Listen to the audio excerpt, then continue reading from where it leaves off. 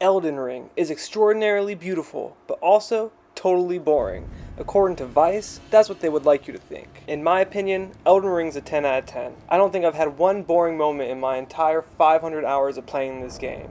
I've created so many characters, made so many builds, and it's just absolutely incredible. The possibilities are endless. So today, we're going to go through Vice's review for Elden Ring. It's been some time since this has been published, back in March of 2022 I believe, but we're going to have some fun, we're going to point out the flaws in their logic, and I'm going to make this guy sound like an idiot, because it's what I like to do. So strap in, I hope you guys enjoy this video. Let's have some fun. Ain't no one safe. For the past few days, I've been ramping across the dark and mysterious lands between. The long-lost kingdom in the background of a much-anticipated action role-playing video game, Elden Ring. Produced by From Software, the Japanese game development company best known for Dark Souls series. The game has been highly anticipated by fans for 5 long years. Back in 2017, From Software also announced it would consult with George R.R. Martin, the author of novels that became HBO's hit show Game of Thrones, for the game's world building and collaboration, which contributed immensely to the hype around the release. Alright, so far so good. No complaints here. I love From Software, I love George R.R. Martin, I love Game of Thrones. This sounds fucking awesome. Okay, now let's see where they go next. The story begins in the middle, after the lands between. Well, which one is it? If it's in the middle, how the fuck is it after? God. A world once blessed by the powers of magic Elden Ring, and the spectral earthly was torn apart by a bloody war waged between the demigods who rule it. The Elden Ring, likely more of a magical object than an actual piece of jewelry, it was destroyed and scattered among the demigods. In Elden Ring, I am the Tarnished, one of many exiles called to try to repair the ring. If I succeed, I'll become the new Elden Lord and restore those desolate, mystical lands of their original glory. At least that's what I've gathered about the plot from the very generic bit of scene setting delivered upon the rotting corpse that manned the beginning of my adventure.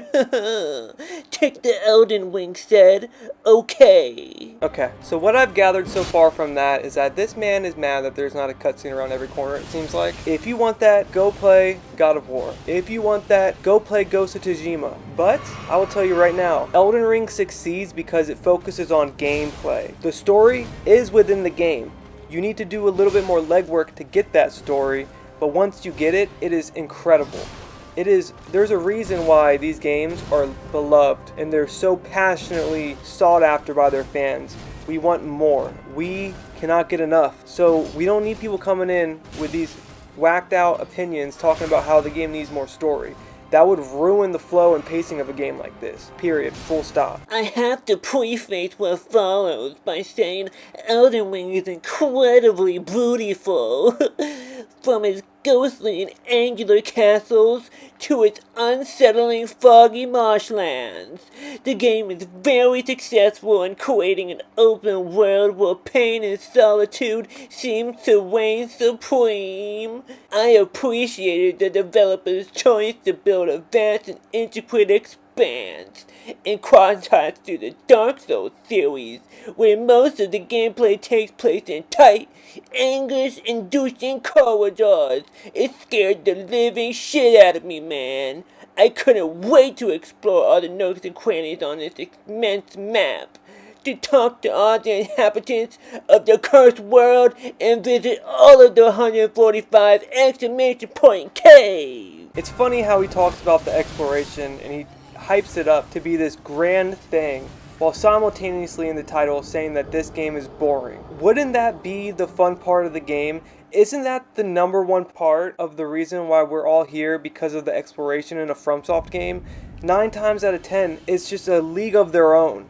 So to sit here and to be like, oh, well, you know, compared to Dark Souls, Elden Ring's exploration was good because it had open world, blah, blah, blah. Dude, you ain't no fucking FromSoft, bro.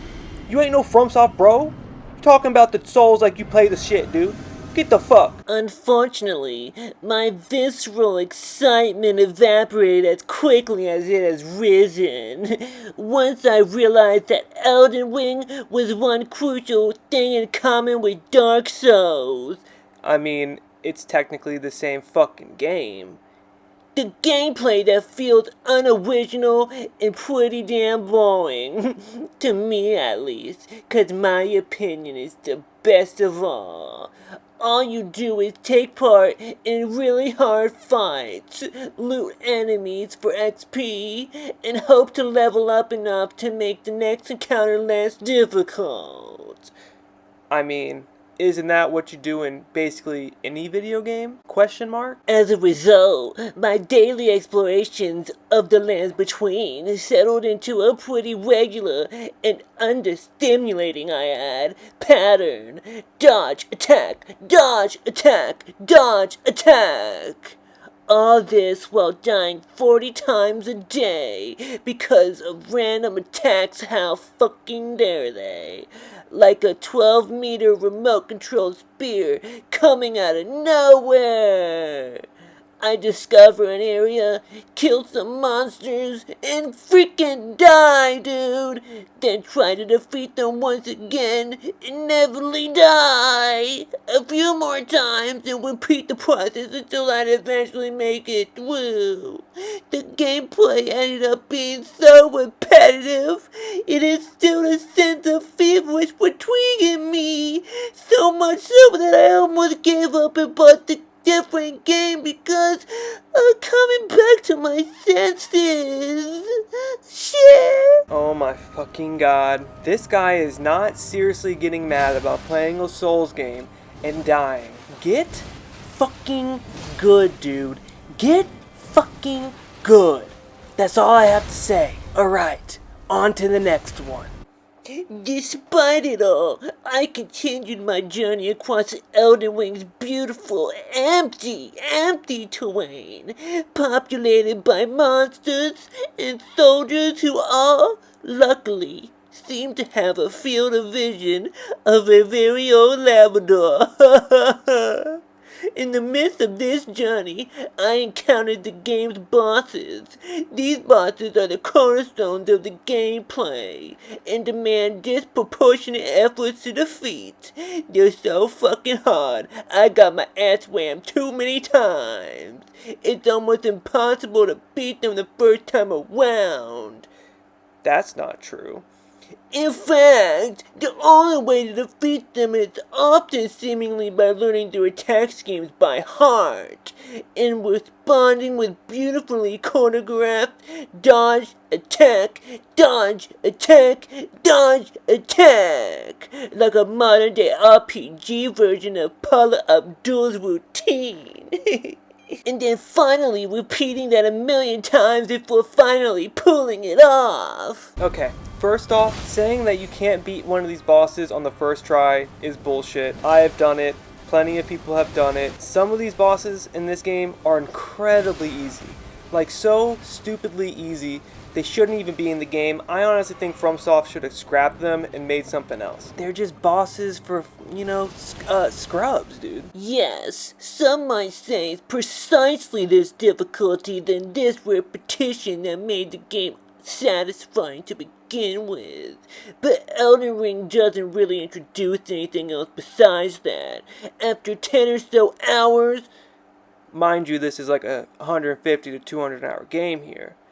I'd forgotten why exactly I was playing. I had internalized the idea that my only goal in the game was to rank up XP. Which is basically any other game out there. Of course, I was only exploring the kingdom whose artistic direction would shame any Halo Infinite fans.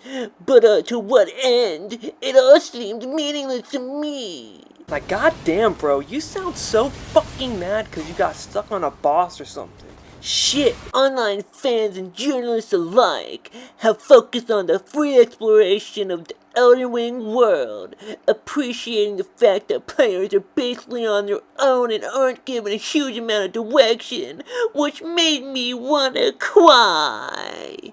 Some used it as a chance to diss Ubisoft games, who are pretty mid at best. which we were known for explicitly telling players where to go and who to speak with. Defending Ubisoft is not the hill I want to die on, but I think Elden Ring leaves you alone mostly because it has nothing to tell you. This game sucks. There is no interactions, no scenarios, no goals, aside from go to the marshlands and kill everybody. I love how this guy wants to downplay what FromSoft has accomplished with this game when it comes to storytelling and all these other aspects of the game. Like, it's not Game of the Year of 2022, because it did win Game of the Year 2022 and it deserved it, and it's an incredible game. The ambience might immersive, and the landscape stunning, but those are simply a veneer of repackages the most basic and tired missions. Travel to a new area, kill the enemies, then kill the boss. It's all challenge against yourself. Fun only for those who are into frenzied XP marathons. It's called Runes, not XP. There's no narration. The whole plot is summed in a very brief iPhone note, and the world remains terribly hollow. Many have compared the game to Zelda Breath of the Wild because its free exploration aspect. But while the two are similar in their minimalistic approach for giving the player direction, the Nintendo game offered different scenarios, interactions, and non-player characters for a variety of missions. Now, I know this guy's not going to sit here and try to act like that there was no NPCs in the game, that there's no alternate endings, that there's no alternate routes you can take, different demigods you can kill, different weapons you can use, tons of things to do in this game compared to Zelda Breath of the Wild. Zelda Breath of the Wild, although I'm a fan of that game, I do understand that that game has flaws. In my opinion, Elden Ring is a perfect game. You don't need to have a quest log, although it would have been nice. You don't need that. The fun that people have with these types of games is them going out and finding out where to go next, almost as if these quests are a puzzle in themselves. It's an interactive puzzle in the form of a quest, in the form of NPC interaction. That's what makes it so good. And this person just cannot comprehend the fact. Okay, and now coming up is the last paragraph in this article. In short, Elden Ring's amazing artistic direction doesn't save it from being a game solely based on a virtually empty world. Without a story, without life, without a soul. In hindsight, I like to imagine the cadaver I met on the top of the game to be George R.R. Martin's dead body. Needless to say, he was probably equally disappointed by what this studio did with its unparalleled vision. Okay, we can leave it at that. That might have been one of the worst jokes I've ever fucking heard. That's pretty self-explanatory. Like, how fucking out of touch can you be? How old is this guy? What the fuck? Now, I hope this did not fry your guys' brains too much. I've had a lot of fun with this video. Please, guys, don't forget to like, comment, subscribe, anything you can to support me. I am one guy by myself, and I make these videos because it is my passion. And if this video made you laugh, if it put a smile on your face, then I succeeded in my job, and that's all I ever wanted to do. So thank you very much for being here. If you stay to the end, you are the actual GOAT. See y'all in the next one. Peace. Oh my goodness, Elden Ring was so fucking boring. I hated this game. 6 out of 10. Fucking sucked. Who doesn't want to play no Elden Ring, dude? I will never play Elden Ring again. So boring, so stupid, no NPC quests. It was terrible.